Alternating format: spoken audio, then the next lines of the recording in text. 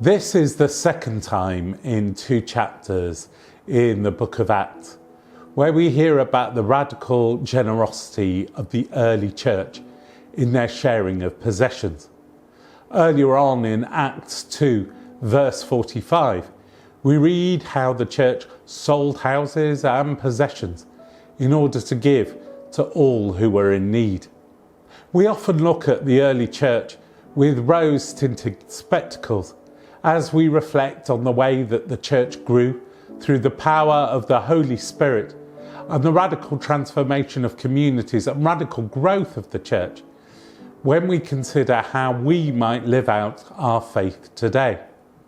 And yet when considering that, we often overlook the radical nature of the discipleship that we saw exhibited in the early church.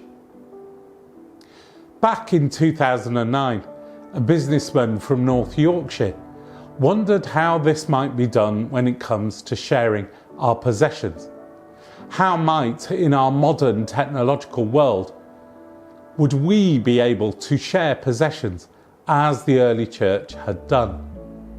He described what he wanted to see as effectively an eBay for giving, a website, a place where people could go and select who they might give to by category.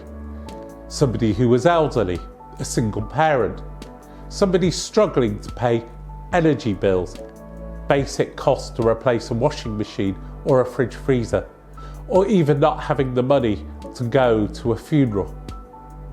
On the website, individuals are encouraged to come to their local church with their practical needs, and for the church to then effectively act as advocates on behalf of those on need, and to post their requests on websites so that individuals from across the world, Christian women and men, can give to their brothers and sisters in other places, meeting them with their need, with their practical requests, and sharing, just as the early church had done, their possessions, their resources, to enable one another.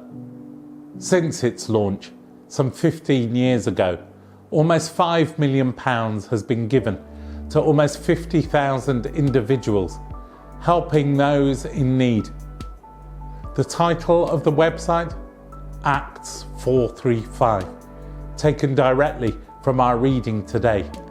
And the tagline for the website, giving to all who are in need.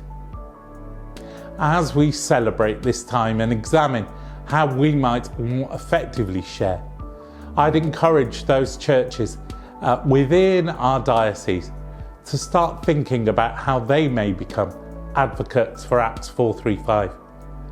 And if you are able, perhaps to give to your Christian sisters and brothers the opportunity to meet their practical need, then perhaps consider visiting the site acts435.org and having a look at how you might give to those in practical need.